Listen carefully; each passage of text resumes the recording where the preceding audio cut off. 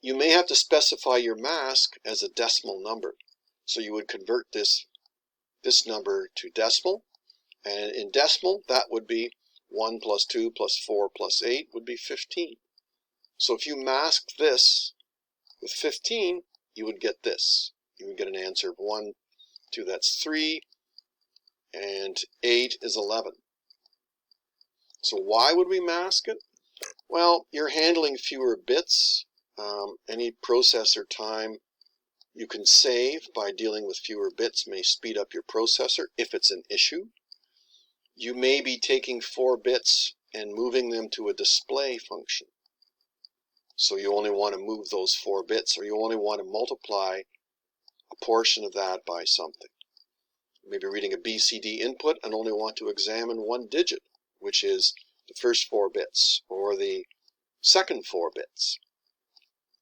So it depends what your function is. You will find a need to use a mask. So you can experiment with that with the move mask function. You can type a number in and just move it and mask it and watch what happens. That's the best way to learn how to use it, is just to play with it. And the simulator program is really good for that. So moving and masking, any 16-bit word,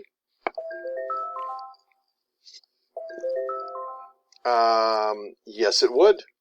Exactly correct. You're just moving your mask over to here. Yep. And then you can use those 4 bits. There are functions to move those 4 bits, bit shift them all the way to the right side, so it makes a smaller number. Because those 4 bits would add up to a very large number. 64,000 plus 32 plus... Oh, yep. You can mask as many or as few bits. The question is, does it have to be 4 bits? And no. The mask can be as many or as few bits as you want to put in there and look at. So it's quite flexible. Anything in the PLC that's a 16-bit word, you could do anything you want with it. The timer preset, the timer accumulated, a destination address. Any address can be copied or moved, or any math function, add, subtract, multiply, divide. You can compare something to it. You can check it with a limit function, and then destination set to any other memory address. Whether it's memory or an analog input module, you can read the whole value in. You can actually read in your input address. For example, if I had a bunch of switches on and I wanted to read those values, I'm just going to put this online, and then we can go look at a data table.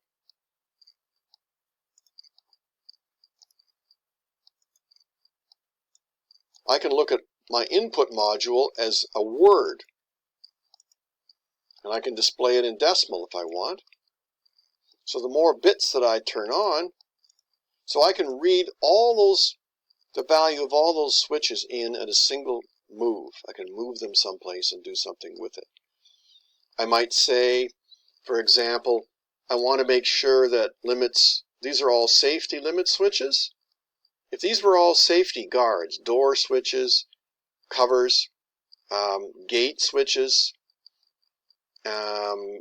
light bars, that I had to make sure before I could start machine, every one of these safety devices had to be closed, I would simply read the address of I:1/1 and say, if everything's on, that number is going to be big. So I would just do a limit or a compare and say, if it isn't 65,535, you can't start the machine. So rather than putting all of these switches in and checking them all in series, you could quickly just read that number, compare it to something, and say, yes, safe to start the machine. Because all it is a memory location, and you can look at the individual bits, or you can look at them all at one time. Very flexible that way. Then you can add, divide, multiply, subtract, do whatever you want, and set the destination to any other address in memory. You could even write something to an analog output address, and we'll be doing that too.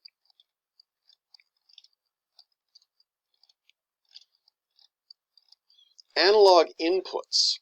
So I wanted to go through a little bit about how analog works in the background. All analog inputs are read at the input module, usually as a voltage between 0 and 10 volts, or as a current, and the standard is between 4 and 20 milliamps. This lines up with the transducers and the sensors that are available to us commonly in industry. You can get a voltage input module in any voltage that you need to, 0 to 100 volts. Maybe you're monitoring the line voltage in your factory to make sure that the supply is 120 volts. So you can get an input module that would go between 0 and 150 volts AC. And then if you have a power, if the power goes low, you could set off some alarm or stop some process so nothing is damaged, or if the power goes too high, for example. So input modules for analog are available in just about any configuration you want. I'll leave that for the moment. So analog inputs at the input of the module, it's read as a voltage or a current. That goes through what we call an A to D, which is an analog to digital converter. I should actually write that in, just so people know.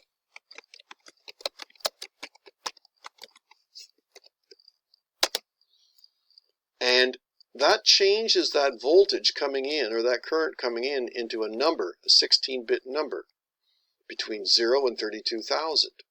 So you may be measuring temperature, and it'll actually give you a different number. When the voltage coming into from the sensor gets converted to a number. So all you do is go to the input module, the address, and you read it in at one time as an input value. Sometimes you can get a module that has two 8-bit inputs. For example, you don't need a number as finely detailed as 0 to 32,000. Maybe between 0 and 255 is good enough. Excuse me for yawning there. Here's an example. If we have a 10-volt 8-bit input module, if it has 5.4 volts at the input, a little over 50%, so we would calculate that the maximum number you're going to see is 255. So 10 divided by 255 equals 5.4 volts over X. Solving this, we would get a value of 138 decimal. So that's a little more than half of the 255. And we would read that. So as the temperature from that sensor went up or down, the voltage would go up or down, this number will go up and down. So it's a direct conversion, input values to a number. If it was a 16-bit input, running the same formula, we would get an answer of 17,694 in decimal. So anything you want to look at gets converted into a number. If you look at Lab 9, you'll see an example of that. Actually, no. Those are all discrete values. The only thing we do is we put a counter in to count up the pulses from the flow switch. And again, A to D converters have a maximum speed. They can be slow, so the modules are rated with a conversion time. In other words, how many milliseconds and how fast it can run. If you're running a slow process like the temperature of a big tank full of liquid, it doesn't matter. You're only going to read the temperature once a minute or twice a minute. But if you've got to measure something like the brightness of lights, maybe you're testing light bulbs and they're going past on a machine fairly quickly and you've got to read the intensity of the light. You don't have very long to do it. So it may be that your A to D module can't keep up. So then it'll start take a reading whenever it's ready to take a reading, and there may not be a bulb in front of it. So it may give you zeros when you have, because it's not taking the reading at the right time when the bulb is sitting in front of it, because it can't keep up. So you'd have to get a faster module. That's what you have to consider when you start designing systems. And analog outputs are the reverse. It takes a number from your program and converts it into a voltage or a current. You move a number to the output module's address. Now if we look at, do we have analog output here? No, we don't.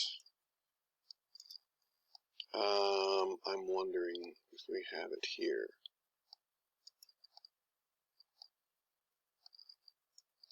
No, we don't have analog output here. Anyway, you just put a number. You put a number out there, and it gets converted into a voltage. So again, it uses it instead of using an A to D, analog to digital, it's used what's called a D to A.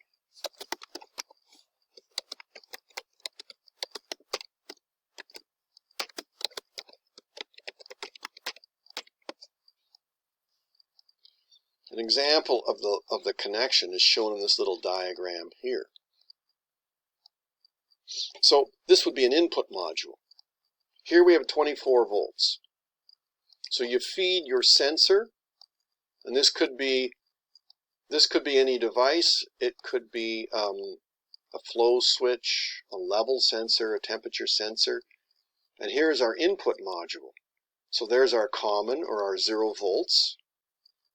So our power supply is providing 24 volts here, and if this is a current loop, this will have an internal resistance that goes up or down.